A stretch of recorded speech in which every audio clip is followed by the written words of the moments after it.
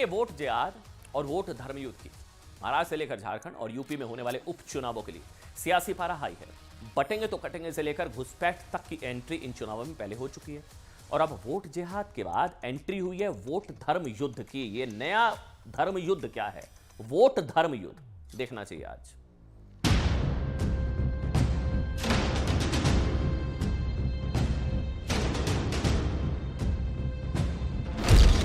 पहले बटेंगे तो कटेंगे परवार। बटे थे तो बटे थे, अब एक रहेंगे तो। अगर वो भी जैसा कांग्रेस ने सबको लेके चला, अगर वो लेके चलते तो इस ढंग की बातें नहीं आती। फिर घुसपैठ पर तकरार। चुनावों में सियासत शुद्ध, वोट जिहाद वर्सेस वोट धर्म युद्ध। वोट जिहाद का जवाब वोट के धर्म युद्ध से हमको देना है। जहां तुम्हारे को वोट नहीं मिला वहां जिहाद हो गया, जहां तुम्हारे को हार गए वहां जिहाद हो गया। महाराष्ट्र विधानसभा चुनावों की लड़ाई और वोट जिहाद और वोट धर्म युद्ध तक आ गई। महाराष्ट्र में विधानसभा चुनाव के लिए वोटिंग में अब 10 दिन से भी कम वक्त बचा है। ऐसे में महायुति और महाविकास आघाड़ी दोनों ही धड़ों में अब एक दूसरे पर हावी होने की होड़ मची हुई है। अब इस जंग में डिप्टी सीएम देवेंद्र फडणवीस के एक बयान से तूफान आ गया है। चुनावों में पहले से ही वोट जिहाद का आरोप लगा रही बीजेपी ने अब इसके विरुद्ध धर्म युद्ध की अपील की है। फडणवीस को इस अपील की जरूरत आखिर क्यों पड़ी और इसका जवाब उन्हें क्या मिला, इसको बताने से पहले आपको फडणवीस का वो बयान पहले सुनना चाहिए जो उन्होंने छत्रपति संभाजी नगर में एक चुनावी जनसभा को संबोधित करते हुए दिया। कस्में दिलाई गई और लोगों को वोटिंग के लिए बाध्य किया गया और कहा बस एक ही चीज करनी है, मोदी जी को हराना है। यह कहकर एक वोट जिहाद किया गया। हम लोग थोड़े सोए हुए थे, इसलिए कई जगहों पर हम लोगों को मात खानी पड़ी, लेकिन अब वोट जिहाद का जवाब वोट के धर्म युद्ध से हमको देना है। अब देवेंद्र फडणवीस को ऐसा कहने की जरूरत क्यों पड़ी, ये भी आपको जानना जरूरी है। जरा इस पोस्टर को गौर से देखिए। ये मुस्लिम सेवा संघ की अपील है महाराष्ट्र के मुस्लिम वोटरों से। सवाल के जरिए की गई इस अपील की एक एक लाइन को आपको पढ़नी चाहिए। लिखा है, क्या आप शरीयत में दखलंदाजी करने वालों को वोट करोगे? क्या आप मुसलमानों से अलीगढ़ छीनने वालों को वोट करोगे? क्या आप मुसलमानों पर समान नागरिक संहिता थोपने वालों को वोट करोगे? क्या आप वक्फ के खिलाफ वालों को वोट करोगे?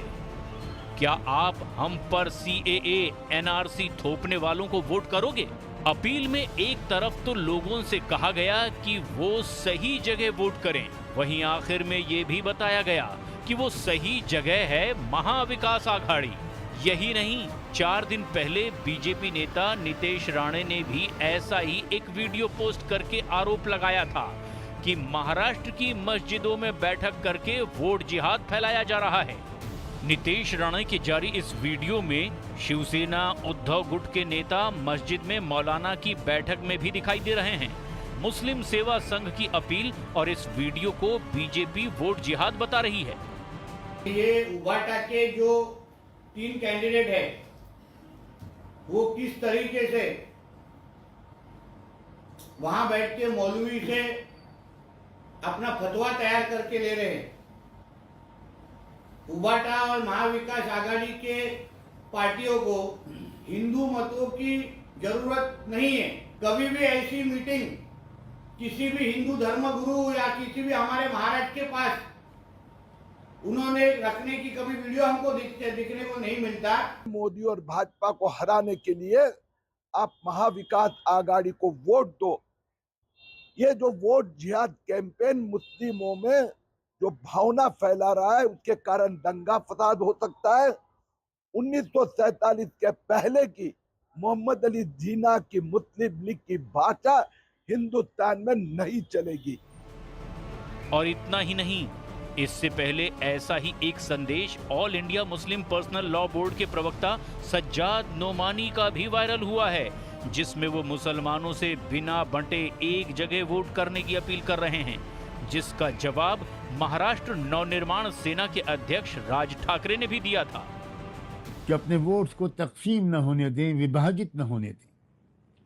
बहुत से कैंडिडेट खड़े किए जा रहे हैं, डमी कैंडिडेट्स हैं। जो लोग उनको खड़ा कर रहे हैं उनका मकसद उनको जिताना नहीं है, बल्कि उनके जरिए से वोट काटना है, या मुसलमानों का या दूसरे कमजोर तबकात का। शरद पवार साहब, मैंने उनको एक लिस्ट भेजी है, 30 सीटों पर मुस्लिम कैंडिडेट बड़ी आसानी के साथ महाविकास आघाडी को जीत दिला सकते हैं। हे सगळे मुसलमान आता मशिदीमध्ये फतवे काढायला लागलेत की काँग्रेसला, राष्ट्रवादी काँग्रेसला आणि शिवसेना उद्धव ठाकरे गटाला सर्व मुसलमानांनी एक गठ्ठा मतदान करायचं असे फतवे निघतायत। अब तो आप समझ गए होंगे कि फडणवीस को वोट धर्म युद्ध की अपील क्यों करनी पड़ी। फडणवीस की इस अपील पर अब विरोधी हमलावर हैं और इसका झंडा बुलंद किया है ऑल इंडिया मजलिसे इत्तेहादुल मुस्लिमीन यानी AIMIM के प्रमुख असदुद्दीन ओवैसी ने।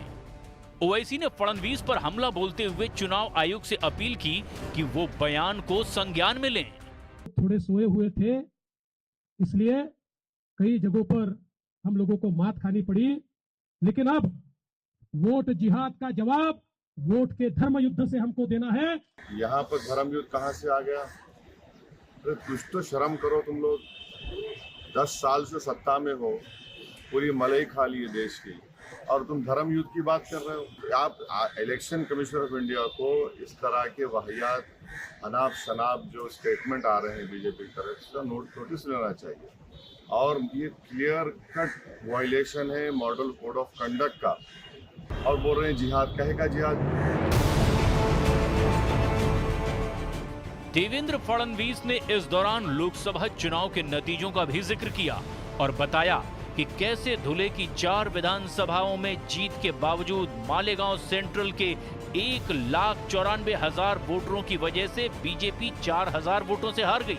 इस बीच बीजेपी ने वोट जिहाद मामले में विदेशों से पैसा आने का एक और बड़ा आरोप लगाया है।